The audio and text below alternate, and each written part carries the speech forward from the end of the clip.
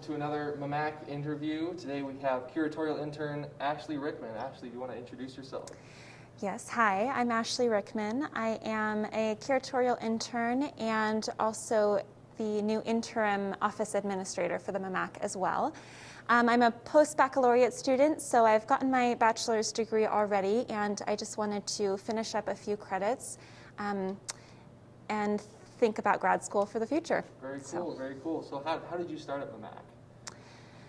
I started at MMAC, let's see here. I started out as a volunteer actually several months ago. I started volunteering. I came back to Missoula after a little hiatus from the arts, thinking I definitely wanted to get into museum work and really excited about it.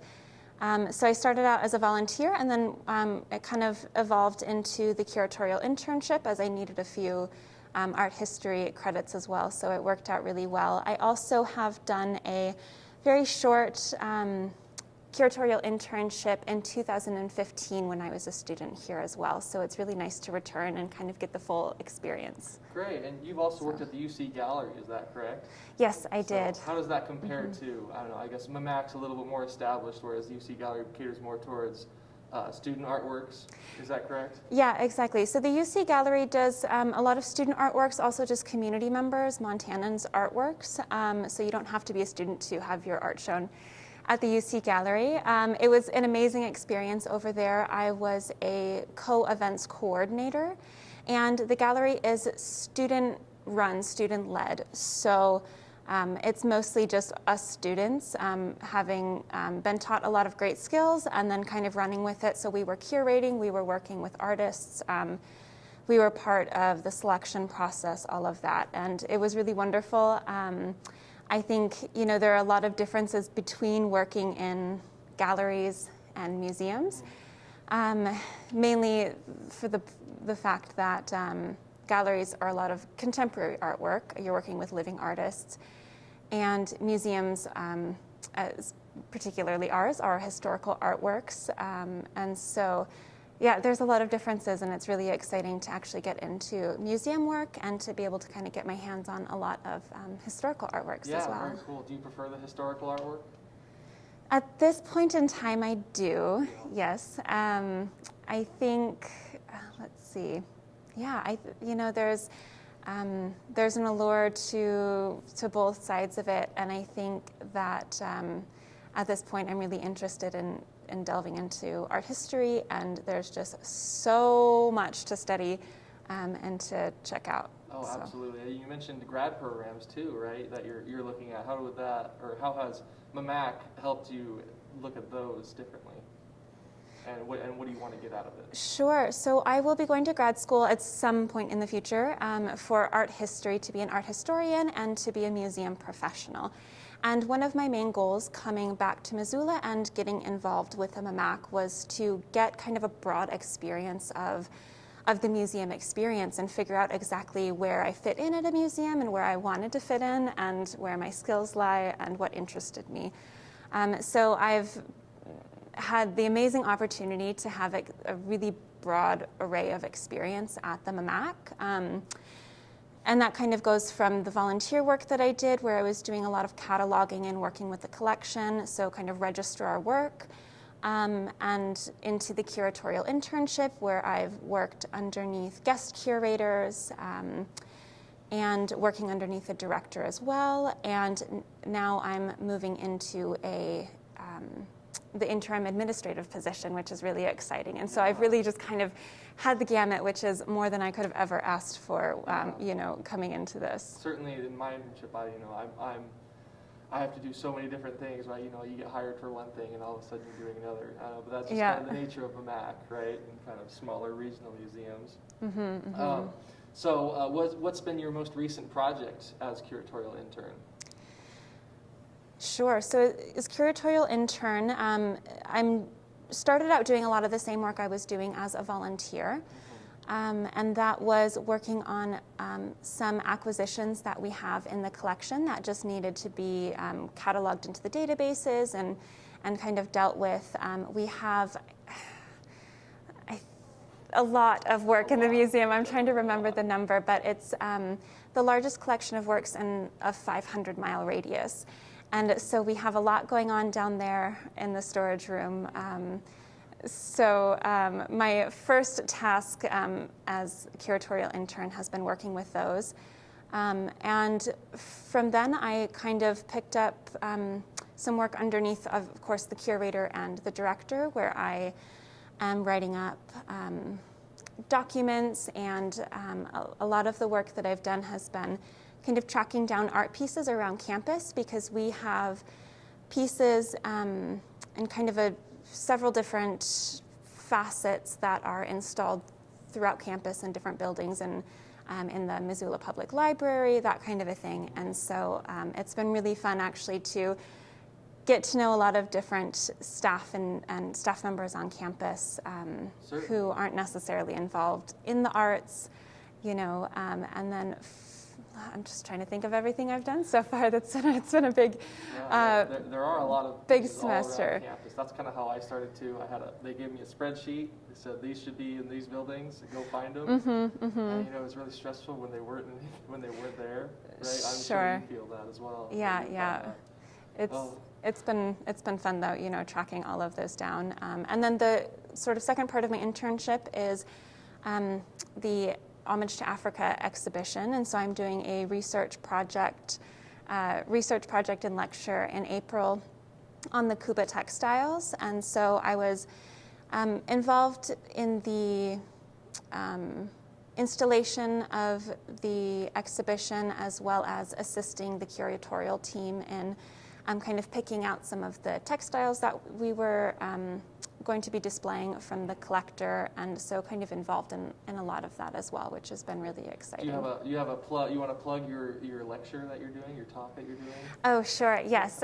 So we will be. I will be doing this talk on April 15th. So it's a Thursday. I'm not quite sure what time yet, but I'm going to be posting it out there, on Facebook and on the website and all of that. So it's just going to be kind of a really fun little talk on the Kuba textiles, particularly the raffia cloth, which is, as you can see here, the skirts, and then we have the velvets or velours too. So kind of two different aspects of Kuba textiles. Are you in here often looking at them, taking pictures, or what's been your research been? Have you been delving into the databases at Mansfield, or finding books here and there? Yeah, how has your research come along? Yeah, so thankfully we have the collector whose collection is in this gallery here. She's Molly Shepard. She's a local Missoulian, and so she's kind of been my main resource for the good portion of my research, and that's been really helpful and really exciting to me to have someone kind of right there in Missoula, and she has a lot of books. I've been using a lot of her research books, and then I also interviewed her as well, and was able to go to her house and check out the vast number of other objects she has at her house too. She's got tons of textiles, and her whole house is full of them, and so that was really nice to be able to experience those. And then, a bit online research databases as well. There's a really great interview that I've seen of the Kuba king, so that's really cool that we have someone who I can directly see what he has to say as well. Absolutely. So this is in this gallery is the Molly Shepard collection. What interaction have you had with Tony Hoyt and his collection? Sure. So I think it's lovely. I've not had too much to do with that side of the exhibition. I was there for the install, so that was really fun, installing, getting the gallery ready, all of that, but that's kind of it. All right, there you go. Yeah, no, I've heard in a past interview, Celicia gave me a great rundown of both Molly Shepard and Tony Hoyt, because she's been involved since the beginning, I guess. But this is just a really cool show, and like you said earlier, right, Molly has so many in her house. Like the stuff in here doesn't even come close to the actual representation of the collection. Yeah, it's fun to figure out exactly what to display. I was there when Our guest curator, Jason Clark, and Raphael were there kind of picking out, and Celicia as well, kind of picking out which ones that we wanted in the gallery. And that was a good experience to, see some people curating in action, Definitely, yeah. So what do you think is most interesting about these textiles? Yeah, I think the most interesting thing is the embroidery and the patchwork. So Kuba textiles are made out of palm leaf, so raffia cloth, or the raffia cloth are made out of raffia, the palm leaves. There's a few other kinds as well, but these are really the main focus.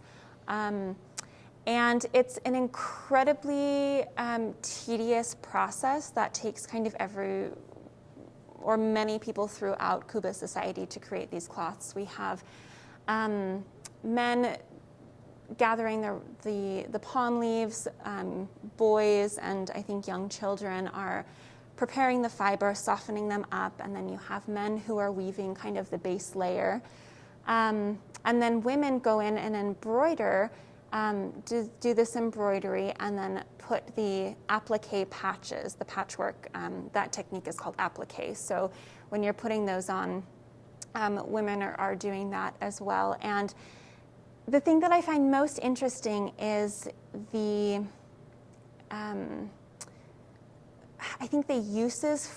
reasons for the patchwork, right? So raffia cloth is very delicate, and these are worn skirts. Originally they're not on a wall, they're on a human being, used in masquerades, used as also funerary cloth, in a lot of different contexts, but they are worn on the body and used. And so the patchwork is functional because with a delicate cloth, you have to be able to patch it and you want that to last.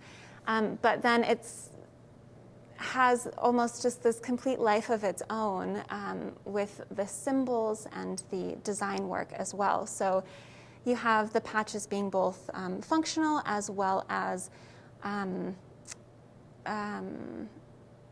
just incredibly artistic and design oriented. They also kind of can pay homage to ancestors or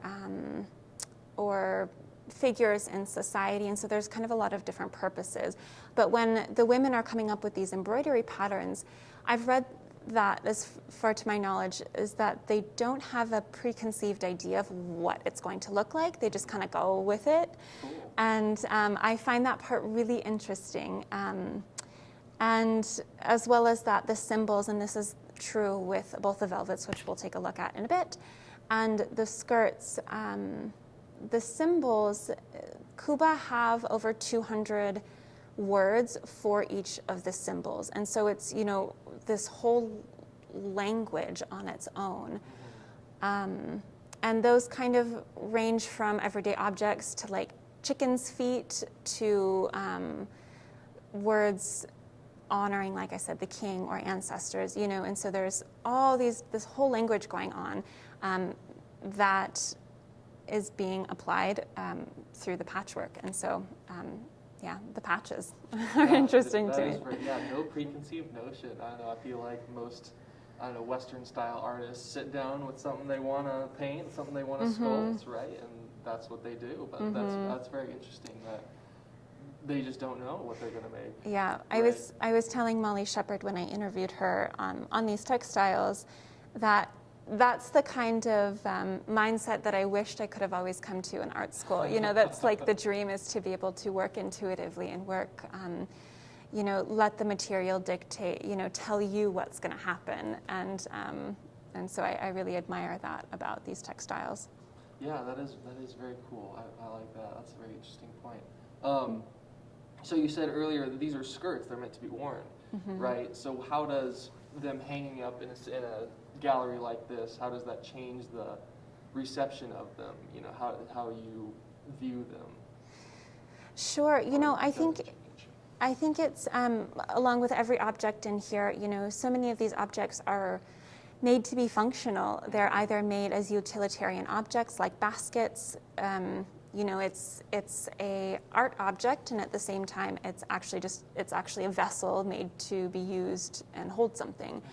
And so I think there does come a challenge, and this happens, I think, time and time again, and it's just kind of one of those museum things of how do you display these artworks and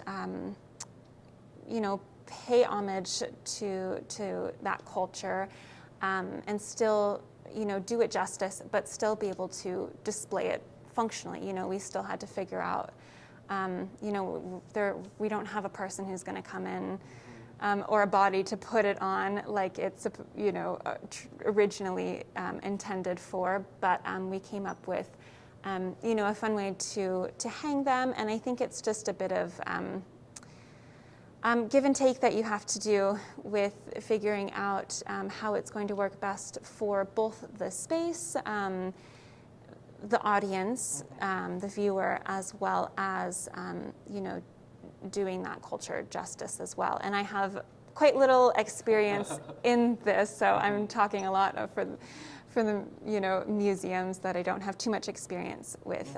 But that's kind of what I've seen, at least installing this exhibition, and it's been really nice to work under the guest curator and the director as well, and kind of overhearing what some of those conversations are like and making some of those decisions. So if you had access to a mannequin, do you think it'd be in here wearing one?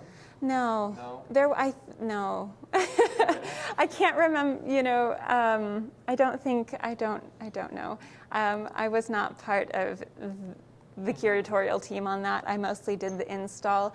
But I think that the skirts work really well hanging, and we do have one in the corner that you can kind of walk behind almost. It's kind of moving in the air, which is nice. There you go. It gives a little more interaction than otherwise would be there. Yeah, sure. So do you know how does the museum store these? Or I guess they don't really store them because they're on loan from a collector, right? Yeah. So what do you know about, or how do you care for the transportation and the installation, or what do you know about that? Sure. So it is interesting. These objects, when they're traditionally used, like I said, in masquerades on the body, or just as other kinds of objects, functional objects or funerary objects, but they are touched, they are movable, they're pliable.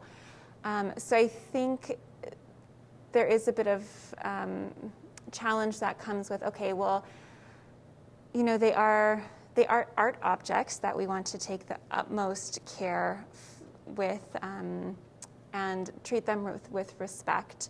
And at the same time, you see that they have tatters and they have, kind of sweat stains or watermarks or this kind of a thing. But I think, once they are in our hands, the goal really is to not create anything else that resembles that, right? So taking the best care of it that you can, and treating it as if it were, a painting on a wall by a master artist, and I don't think that there's a lot of difference in the way that you care for it. And so with some objects, you do use gloves with, and when we packed them up, we took a lot of care and precautions, a lot of bubble wrap, and I think with the textiles, Molly had them stored. Some of them are stored in a trunk together, and so they were kind of already, folded up nicely. So we just put them into boxes, and we're able to kind of transport them. But with the installation process as well, you just treat them like any other, any other artwork, and recognize though that they have been through a lot, and that, like I said, raffia fiber is very delicate, so you just want to take really good care of them. Exactly, yeah, no, I couldn't agree more. I'd like to go talk about the velvets now. Yes. Can we move over there? Yes. So Ashley, here we are at the velvets. What can you tell me about them? How are they different from the skirts? Yes, so they're quite different. The skirts are skirts, mostly worn on the body, and like I said, used as funerary cloth and for a few different purposes as well. The velvets here are really the kind of cloth of the royals. So these cloths actually take months to a year to make. I'm not sure if they go beyond 1 year, but I probably wouldn't doubt it. They are different in that, well, they're called velvets or velours, but it's not really true. There was a Hungarian explorer in 18-something who kind of came upon these for the first time as a Westerner, and he called it a velvet because the texture kind of felt most to him like velvet. But what's actually happening is that it's an embroidery technique. Mm-hmm. And so we have, of course, this raffia weaving that's happened, and then they are embroidering these really, really short pile raffia into there. So it's kind of like a rug almost. And those raffia fibers are worked so much that they're incredibly soft, and that's probably where he got the idea of velvet from, because it was very soft. A lot of the symbols, you can kind of see some crossover in the symbols and the language there as well, so that's about how they're similar, but the uses are pretty different. These can be used as rugs or sometimes on tops of chairs or stools, that kind of a thing, and they are often given to royalty as paying tribute to royalty or honoring royalty as well. Very cool. So what is it about this special embroidery that makes it so royal? Is it the fact that it takes so long, or what? Do you know? Yeah, interesting question. I would think so. It does take this small square takes, like I said, a year or maybe more to make. So I think that the time and attention put into it, there's also a lot of different people, as I said, with all of the raffia cloth textiles, a lot of different people throughout the society who are working on these as well, and a lot of work and time are put into this. And with both kinds of textiles, the more elaborate and ornate and kind of higher end, I would say, those are kind of reserved for royalty and for more honorary purposes, whereas some of the others, like I said, are used as rugs or other kinds of things in the household for everyday people as well. And a lot of them are, with both the textiles, they're used as trade as well. So that's something to consider too. But yeah, there's a lot of, artistry that goes into these, and people whose jobs it is to do this. I would imagine that there's, it's not their only job, but there's kind of levels of artists making these as well. So it's kind of fun that there's, people who are kind of novice at it doing it as well, and people who are really artisans and artists doing it. Yeah, and I've noticed the pattern on here is it's not consistent, obviously, right? So how does that compare to the patchwork on the skirts? Yeah, neither are consistent. I think that's something that it's kind of a staple of Kuba. Kuba design is the movement of the design and the irregularity.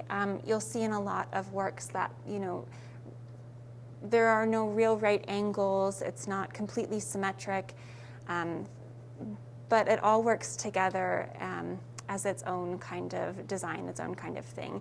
And so I think that's both something that Westerners have been really drawn to about the velvets and about Kuba textiles, as well as kind of a staple of their design as well. Yeah, I'd agree. I mean, as a Westerner, I would agree. They are very cool at how they don't conform to our necessarily our style of art, if you will. Well, that's awesome. Thank you for talking about the Kuba textiles. That's kind of all I have on that. Do you have any kind of closing thoughts that you want to talk about? Maybe the MMAC, your internship, more about the show? Sure. Yes, and so I think you were going to ask me what my favorite part of working with MMAC is, and I wanted to talk about that. Absolutely. What is your favorite? So, one of my favorite things, as I said, has been the vast experience that I've been able to get here. I think it's not always usual in museums to be able to say, hey, I just want to volunteer, and to be able to be so hands-on and have so much education and all those sorts of things. So the MMAC has been really wonderful, and just kind of being everything that I wanted and more in terms of education and figuring out what it is that the museum's all about. And then another thing that I find really exciting about the museum is being able to work with the objects. And so that's really been my favorite thing is, kind of either if it's getting down into the storage room or installing, getting to see the artworks in person. And, a lot of these, some of these types of works actually I'd read about in class and seen photos of, and you think, oh, well, that's fantastic. Really cool, okay, then move on with your life. And I love that the more that I work with something, the more that I fall in love with that type of art or that particular piece.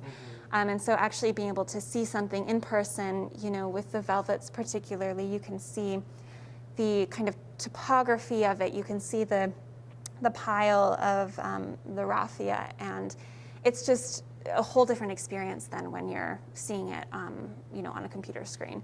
And so I think actually being able to see the artworks and sometimes even touch them when you're careful with gloves, I think has been one of my favorite parts. Exactly. It's the classic Mona Lisa, right? Everyone, it's this great artwork, but you see it, it's kind of, but this is kind of reverse, right? You see it in a book, like, oh yeah, that's cool. Now you're here, and I totally agree. Having something in person like this is a million times better than just looking at a screen. Well, thank you, Ashley. I appreciate you coming along and answering all my questions. They were great. And do stay in tune for our next iteration. Thank you very much. Thanks, Sean.